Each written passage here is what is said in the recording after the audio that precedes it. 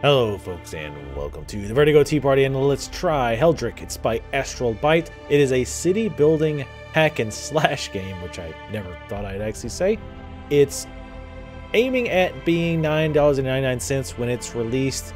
They haven't set a price yet as far as I know. It's going to be available for Windows and Linux. They're also planning on a December 2013 release per their FAQ. It is also on Steam Greenlight, and there is also a demo available. I will put all relevant links in the description below the video. Let's go ahead and get started. I've played the 3 available missions, and I think this alpha build I'm playing that they sent me is actually a bit behind the demo, because I was reading some of the features of the demo and it actually seemed ahead of the alpha. But anyway, let's go ahead and hop to the latest stage, since that's the longest one, and it also has all the building upgrades available that I can possibly get. So this is your character here. You control a shoemaker, not a epic sword wielding master. He's just a simple shoemaker, and he has taken it upon himself to defend the villages from the evil that is lurking out there, because all of the armed forces and all the heroes are out attacking the evil head on. So someone needs to defend the villages, and that is actually going to fall to you. So the quest, it does give you quests. So first we need to build the 3 shrines of flame. So let's do that just to get that out of the way. But we need more money. So how do we get money? Money comes naturally over time based on how many villagers you have. You can see we have 5 of 5, which means we really need to get more people in here for various reasons. One of those being they generate income. So let's find a adequate sized small plot for a house. Or a tent, rather. So you enter build mode by hitting B. You can toggle it on and off. As you can see, you can't build wherever you want. You have to build on pre-designated slots, and you can only build certain buildings on certain size slots. So we want the small slots for now, so we can build tents, because again, people can live in tents. That's tiny plot. We don't want that. Tiny. Sometimes it's hard to tell the different sizes. There's another small. We're going to build as many tents as we can, because I want to get people and I want to get some money, even more importantly. Another tiny. There's a small plot. You can see these are 500 coins. It also gives you information here. Class Civic. It's a small tent. Increase your population by, your population max by 2, and increases your respawn rate by 1%. So we're going to do that. You can also rotate your buildings. There doesn't seem to be any functional reason to do that. It's just cosmetic. I do try to get them looking nice. I want my village to look nice. I'm gonna build all the tents. So at the top left, you see we've got next wave, 49 seconds. This game kind of, in some very small ways, it's somewhat like a, let me pull my sword out. You have 3 weapons, your fists, a sword, and a bow. Now you can't use your bow until you've built a Fletcher so that he can make you a bow and arrows. Now, why am I killing these poor innocent deer? Well, you might have noticed every time I killed them, I got money in the bottom. Killing enemies and killing just animals out in the wild will get you extra money. We're going to try to get some more kills in here before the first wave of enemies comes, and then we'll talk about the enemies. So obviously we want money so that we can build additional buildings to fortify our position here in the dangerous outpost, which, you know, it's kind of funny. You're defending this village and they started with nothing, like 3 tents. Not much of a village. So if you look at the mini-map, you can see the waves have started. The first wave is really easy. In fact, I actually go so far, because I'm impatient, I actually charge the summoning portal, which the enemies come out of, and I just stand here and kill them as they come out. Later on, that's not quite as possible, because more enemies spawn quicker. As you can see, every time I kill enemies that I'm getting money. And once you can tell the wave is over, because you get your building icon back. You cannot build while you're in combat. So we're going to run back and let's start building. Let's work on the shrines first, just to get them taken care of. You know what? Actually, first of all, let's go to a medium plot. We're going to build a market, because it adds additional income per villager. So we are going to go ahead and build the marketplace, because we want to get more money quickly. Gonna move it a little bit so it looks better. Again, it doesn't actually seem to matter how you position it. Now, I take that back. some buildings will matter the way you position them, because you can build basically towers that like shoot flames or whatnot, and they're directional dependent. So if you have something that shoots fire, obviously you want the mouth facing where the enemies are going to come in. And I'll show you that here in just a minute. You can see your damage numbers floating over the enemies. We can actually upgrade that later on by getting a blacksmith and by upgrading said blacksmith. It's pretty cool because your upgrades often affect the villagers. So if I buy an upgrade, or I'm sorry, if I buy a blacksmith and I upgrade that blacksmith, that gives these guys access to weapons so that when we're attacked, they're much better at defending themselves. If they don't have any weapons, they die pretty darn easily. So let's go back into build mode. We need to build these 3 shrines of flames. They only can be built on tiny plots, and they require a population of at least 5, which we've got. We're at 13 of 13. So we're going to build a shrine of flames. Small area breath of fire damage to all enemies in front. So we're going to build that. And we can rotate it as well, but we don't want to do that because the enemies will be coming from this right-hand side. So let's go ahead and finish that. Now you notice these here, these wall plots. We can build a palisade, which is a larger wall, or a spiked barrier. Now the palisade, I don't think it can be destroyed, but I've yet to see enemies destroy a spiked barrier, and the spiked barrier is 1,000 coins cheaper. So yeah, I think I will go ahead and stick with the spiked barrier for now. I'm sure there's reasons to use the palisade at times, but so far I haven't had a need of it. So we got about 45 seconds to the next wave. Let's go ahead and try to get at least one more shrine up. Now, your camera is also limited to what you can see. So I can't leave my character and scroll around. I do have to run over, which I actually kind of like because it gives you the feel that you're the one in charge. Like your character is the one in charge. So we put it down. All right. So now all we have to do is survive 5 more waves. Sound easy enough, right? Well, the first 2 to 3 waves, pretty damn easy. You can run your character out and take care of it for the most part by yourself. Some of the later ones, though, you're going to want some help. But before we do that, I like to get my population going quickly. Oh, but I'm about to kick us out of build mode. Yep. The horn sounds. We're under attack. Now, some of the villagers will run like they're getting ready for the attack, but then they just kind of meander off again. I'm not sure how much the villagers are supposed to help. Let's actually run these guys in front of this. Try to get them together. Come on. There we go. Now this does have a cooldown, so if I try to grab this guy and run him in front of immediately, he's just going to be fine. So I'm not sure what the recount or the counter is. It might be nice to have like a bar over the shrine so that I can see how long before that flame is going to refresh. You can see my health at the bottom left. You do regenerate pretty quickly out of combat. You can also build a campfire, which will regen more. I think the campfire will help regenerate your villagers as well. So that wave is over already. So first thing I want to do, let's get some more houses up. And some buildings do require certain populations to be met. So again, you can see, it doesn't show it here. But I think when you actually try to build it, it'll show you, which is a bit weird. Anyway, let's go ahead and build houses. Now, these 3 houses don't make a difference as far as I can tell. It's just, again, a cosmetic look. I like the wooden houses. I think they fit a little bit better. You can move this confirm window.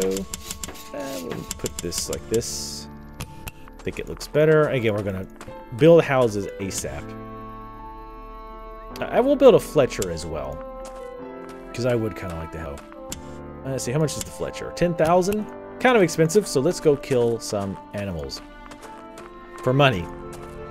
I will say one of my issues with this game to start with was when I hear city builder, I immediately think, ooh, okay, so I'm going to have to manage my resources and, decide which buildings to go with first and how to upgrade them and develop a strategy, etc., etc. With this game, my first thing was like, well, I think it's kind of silly that I'm killing these animals to get money to build. Like, if I'm killing animals in a game like this, I'm thinking, okay, well, I'm running low on hides for armor, so I need to make some trips to go kill some animals, or, oh, I need more wood for building, so I need to go out and chop trees, or assign people to go chop trees. But this game, I don't think, is trying to be that in depth. I think it's trying to be a more fast pace, if that's the word you want to use, game where you're not really micromanaging all your various resources, micromanaging your people. It's supposed to be a more faster moving type game, if you will. Not really describing that well, but let's go ahead and build the Fletcher so that we can use a bow. Now on this build, I don't think that your villagers can use a bow, but you can. But I think in the demo, I believe they can. All right, so let's build another house. We'll put in a different looking house just to mix it up. This one guy wants a different looking house. There we go. Oop, there. We'll get that up. You can build other shrines as well. Some that give an AE healing to all allies in the range. A damage bonus. Ones that will increase the amount of damage your allies do while standing close, etc. I'll go ahead and let these guys get a little closer. Come on. See if our villagers will help us. Well, unless they die to the fire. See, not all of these guys have weapons just yet. Unfortunately. I think I might need to upgrade the blacksmith. And unfortunately, upgrading the blacksmith is quite expensive. But I like any kind of game like this where I can upgrade buildings and have to decide, well, should I build more buildings or should I upgrade existing ones? So far, it's been relatively simplistic so up until this point. And again, you can see them on the minimap. We've got some enemies over here. Oh, looks like we got some villagers fighting. I also think it would be cool if you kill enemies with spears, maybe your villagers pick them up. So even if you didn't have a blacksmith, they would be able to pick the weapon up. Again, probably thinking a little bit deeper than this game is intending to go. So we have our Fletcher. I don't think we can upgrade. So you go back into build mode and you select the building. You can't upgrade this Fletcher. It actually, oh wait, it starts at level 2. Maybe just because, again, it's an alpha. Keep in mind, too, any criticisms or weirdness you see in the game, this is an alpha build.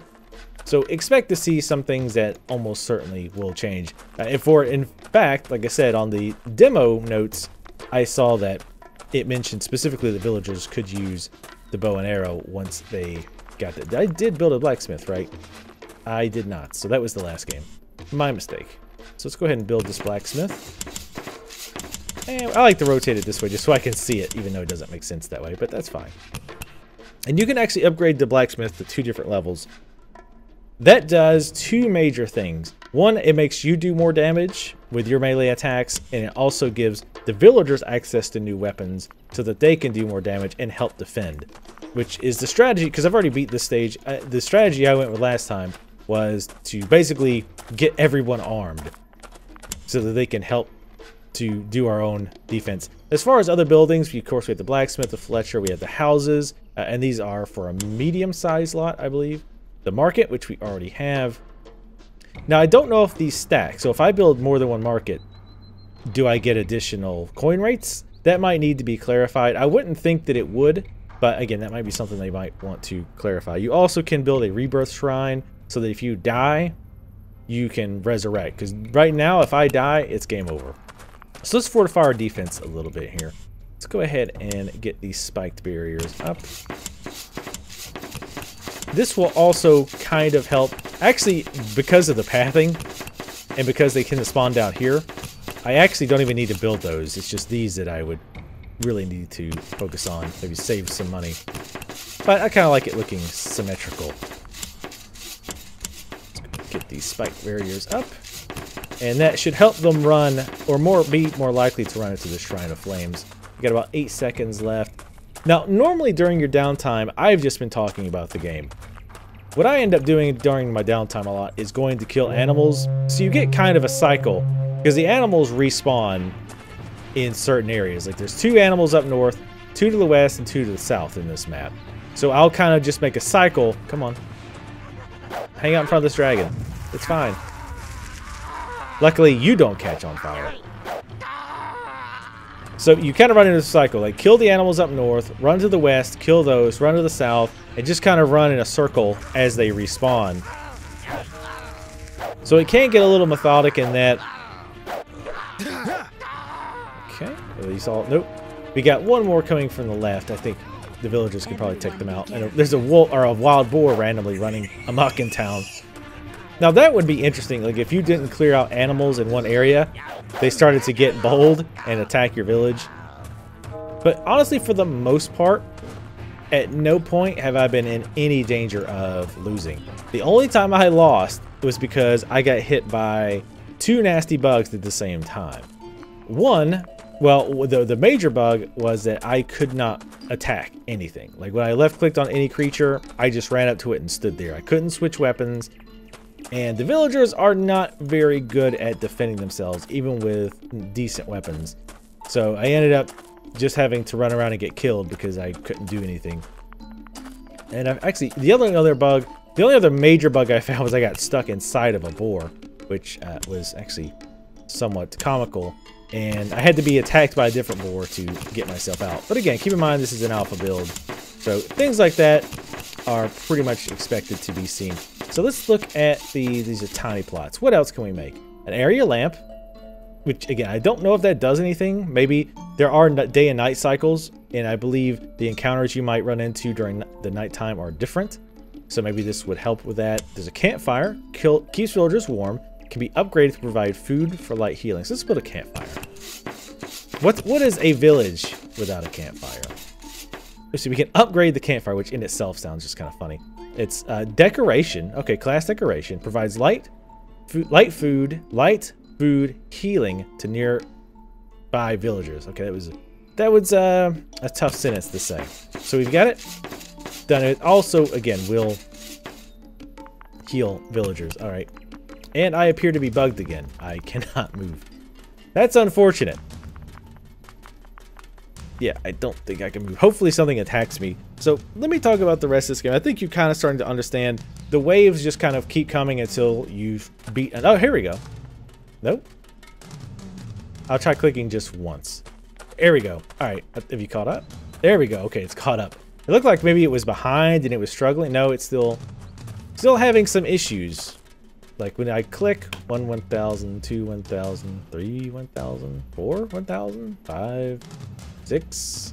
All right, so yeah, a little buggy again, alpha build. So hopefully that is something that gets fixed before release. I'm just going to stand here for a second and let him get his mind straight. So far, I like the premise of the game, but for me personally, it's a little too light on both the city building mechanic and the hack and slash mechanic. Your character doesn't really have gear outside of his sword and his bow. You don't get armor. You can't upgrade your weapon via the blacksmith. I'm still really very delayed when I click. So you don't, there might be an armor smith later in the game, I don't know, but you don't actually pick up armor to improve yourself. And I understand the premise of this game is you're a humble shoemaker. And you are just defending your village because no one else will do it, and all the heroes are gone. So I understand that that's the premise, and I understand that they're probably trying to not get crazy in depth because there's no stats, there's no armor to collect, there's no grinding or anything like that. My guy just kind of randomly started attacking.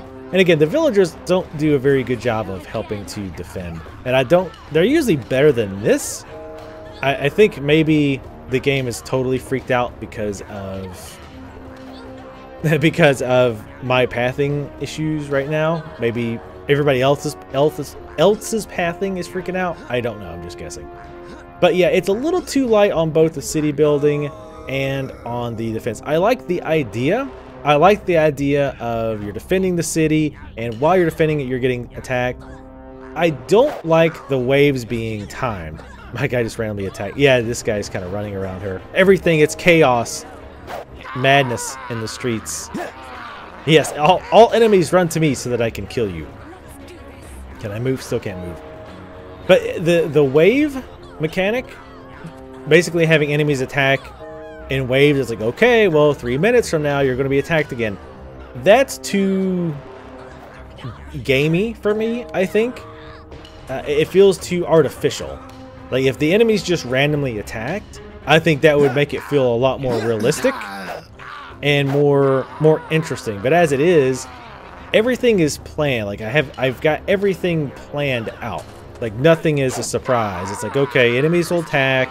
I'll fight them off, and then once they're done attacking, I'll build, and then I'll, you know, do my cycle around to kill all of the, you know, the wildlife everywhere.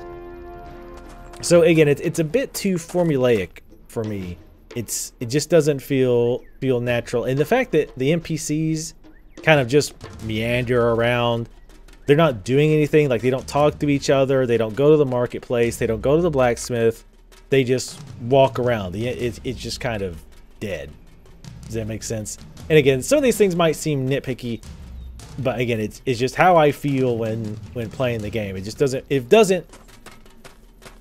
feel alive, if that makes sense. It just feels very gamey, very like we want you to accomplish these goals, and everything else is just kind of window dressing. So there's no reason for the NPCs to talk. There's no reason for them to go to the marketplace. So it just, like I say, it just feels very, very artificial. And the fact that you can't put your buildings anywhere does also make it feel very limited. Now it does add a strategic element, because now you have to decide, well, I can only put X buildings here, and well, I need a blacksmith, but I also need small houses, and I also need a Fletcher, and so you do have to, you know, plan what you want to build. So I can overlook that aspect, but all of the other little things, as I mentioned, kind of, like I say, kind of kill my enjoyment of this. Oh, am I fixed? I think I might be fixed. And this is the last wave. Kill him.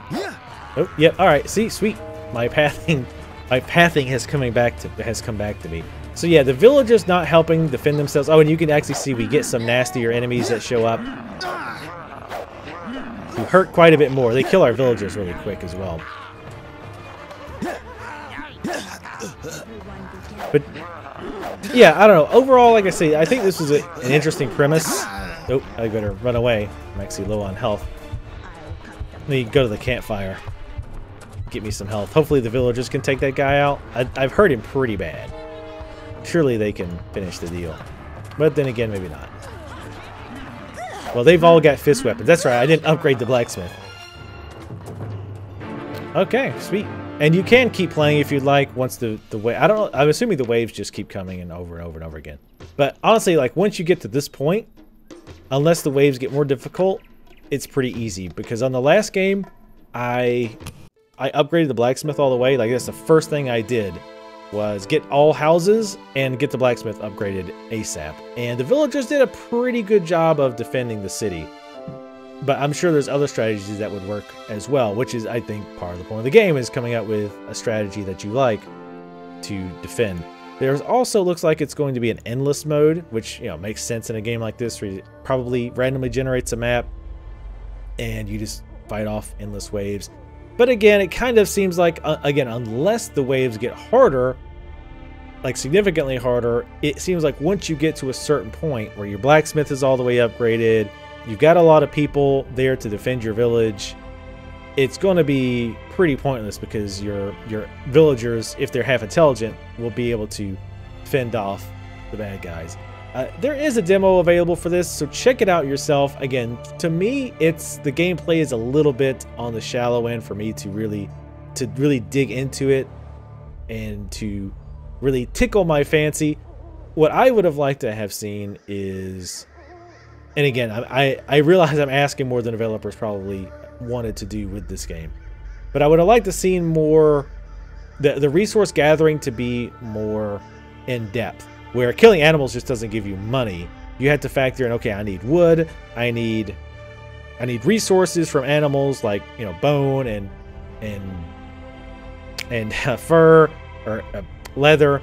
Maybe get some mining in there for stones, etc.